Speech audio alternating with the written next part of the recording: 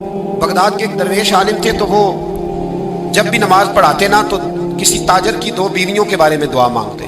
तो जो है मेरी बात पर, नमाज पढ़ाते तो कहते अल्लाह उस ताजर की दो बीवियों को अपनी खास रहमतें अता फरमा। एक दिन लोग उनके गिर्द इकट्ठे हो गए, कहने लगे बाबा जी बताएं तो सही वो बीवियां कौन थी जिनके लिए आप दुआ मांगते। तो फरमाने लगे मेरे शहर का एक ताजर था, बहुत बड़ा ताजर था, मालदार था पर बेऔलाद था। उसे बगदाद से मुल्क के शाम जाना पड़ता था तजारत करने, और कई कई महीने उसे शाम के मुल्क में रहना पड़ता था। उसने इस तरह किया कि वहां भी एक शादी कर ली। तो जो है ना मेरी बात, क्या कर लिया उसने?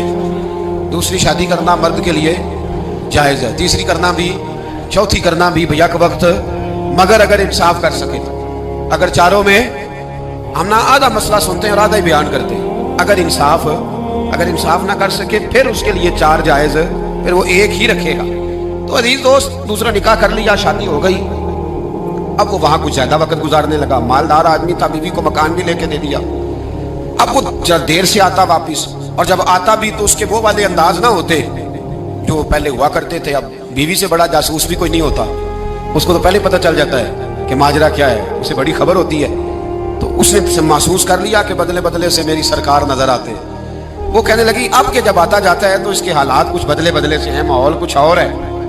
उसने एक बूढ़ा आदमी जो उसका अजीज भी था और समझदार भी था, उसको तैयार किया। कहने लगी अब के जब मुल्क के शाम जाए ना तो इसका पीछा करना और खबर करना कि कहाँ रहता है, कहाँ जाता है, क्या करता है। वो बूढ़े बुजुर्ग जो थे वो खातून के कहने पर कुछ उसने किराया भी दिया। वो उस ताजर के पीछे गए और वापस आके खबर दी। कहने लगे कि तो 2-3 साल बीत गए, इसने वहां भी शादी की हुई है, तुझे बताया ही नहीं। बीबी बड़ी समझदार थी, हौसला मंद, जीरत, उसने शोर नहीं मचाया। उसने कहा कि मैं ना अब जब आएगा ना